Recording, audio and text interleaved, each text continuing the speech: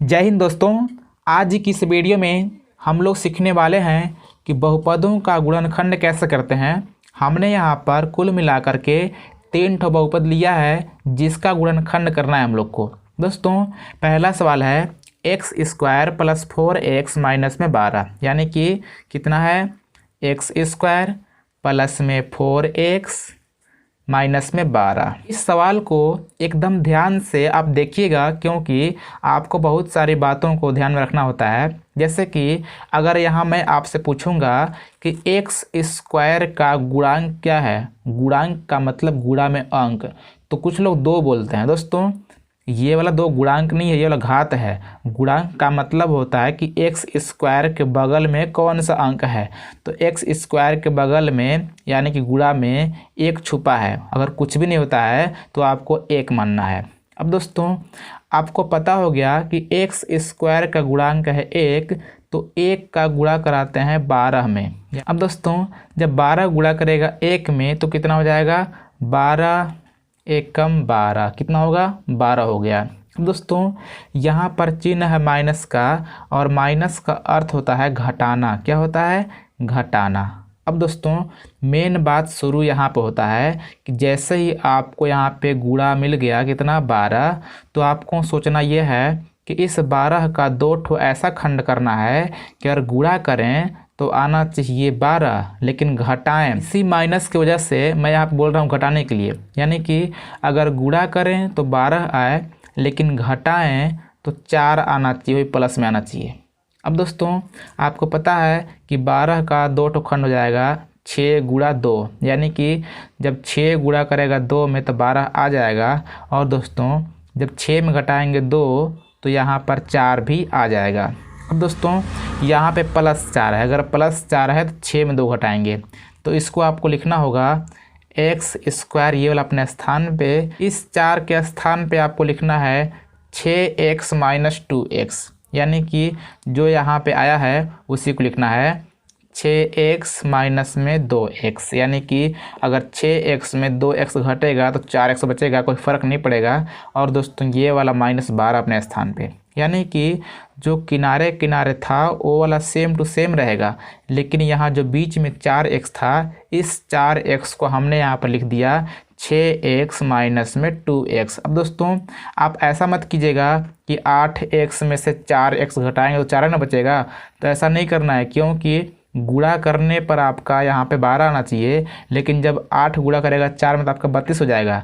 तो इस भूल को आप मत कीजिएगा, इसका एक नियम होता है, उस नियम पर ही आपका आंसर आएगा। तो कुछ इस प्रकार से आ गया। अब दोस्तों यहाँ पे आप बनाएंगे जोड़ा, यानी कि इस प्रकार से मैं यहाँ पे बनाता हूँ जोड़ा। आपको कुछ इस प्रकार से चिन्ह नहीं लगाना है, आप खुद समझ जाएंगे।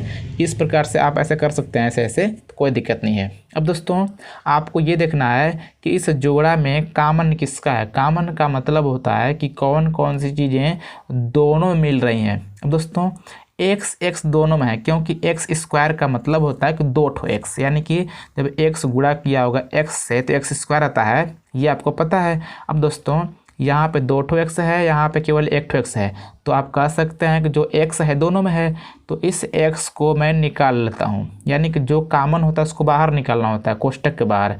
अब दोस्तों जो x निकलता है, ये वाला x दोनों में से 1 ठो निकल गया। अब यहाँ 2 ठो है, 1 ठो निकल गया तो 1 ठो बचेगा। और दोस्तों यहाँ पे 6x है, इसमें 1 ठो x था, हमने बोला कि 1 ठो x निकल गया है तो खाली 6 बचेगा, इस प्रकार से। तो यहाँ पर हो गया x + 6।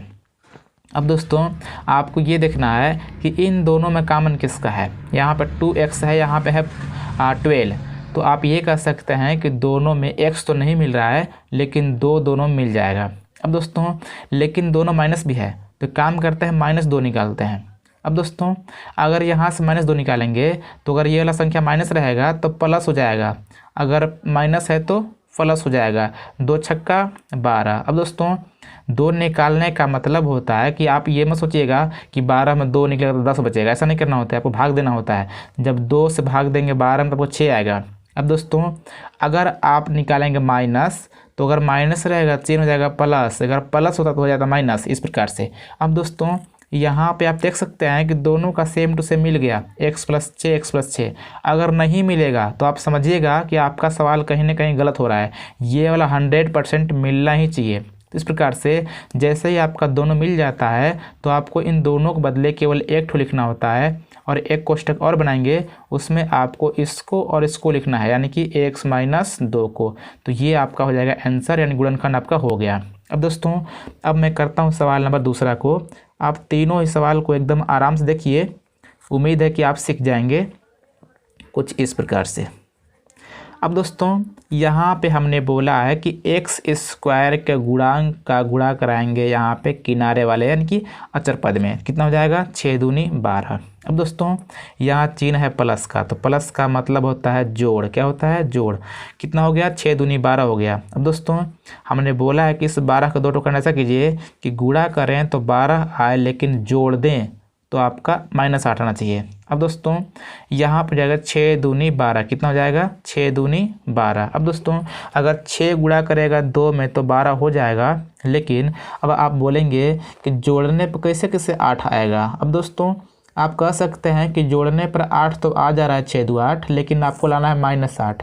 लेकिन दोस्तों आपको एक बात पता होगा कि अगर दोनों संख्याएं माइनस में होती हैं तो माइनस माइनस को जोड़ते हैं और माइनस ही लिखते हैं। तो इस प्रकार से यहाँ पे हम लोग लिखेंगे -6x और -2x, क्योंकि माइनस माइनस वाले संख्याओं को जोड़ते हैं। तो इस प्रकार से यहाँ पे 2x² अपने स्थान पे, यहाँ पे 8x के स्थान में लिखेंगे -6x और -2x, क्योंकि माइनस माइनस जोड़ते हैं तो 6 2 8x हो जाएगा, कोई फ़र्क नहीं पड़ेगा, और प्लस में 6 अपने स्थान पे। अब दोस्तों यहाँ पे आपको कुछ इस प्रकार से बनाना है जोड़ा। अब दोस्तों जैसे यहाँ पे मैं जोड़ा बना लिया, तो अब आपको देखना ये है कि दोनों में कॉमन किसका है। कॉमन का मतलब कि जितना अधिक से अधिक दोनों मिलेगा उसको निकाल लेना है आपको। तो आप ये देख रहे हैं कि दोनों में 2 मिल रहा है, 2 निकाल लेंगे। दोनों में x भी है तो x भी निकाल लेंगे। अब दोस्तों यहाँ 1 ठो 2 था, 1 ठो निकल ही गया तो ख़त्म हो गया। 2 ठो x था, 1 ठो x भी निकल चुका है, तो खाली 1 ठो x बचेगा, यानी कि ये वाला 2 निकल चुका है, 2 ठो x में से 1 ठो x भी निकल चुका है, तो 1 ठो x बचेगा। माइनस में अगर 2 निकला है तो यहाँ 4 नहीं लिखेंगे आप, इस 2 से भाग देंगे 6 में, तो कितना 2 3 6, ये वाला x निकल चुका है तो इतना बचेगा। अब दोस्तों आपको ध्यान देना है कि यहाँ पर x-3 है, तो इस वाले कोष्टक के अंदर भी x-3 ही बचना चाहिए। अब दोस्तों यहाँ तो प्लस है तो माइनस कैसे बचेगा। एक मैं काम करता हूँ, मैंने बोला था कि अगर आप कॉमन लेते हैं माइनस का तो प्लस रहेगा तो माइनस हो जाएगा, माइनस रहेगा तो प्लस हो जाएगा। तो मैं यहाँ पे कॉमन लेता हूँ माइनस का। किसका लेता हूँ, -2 का।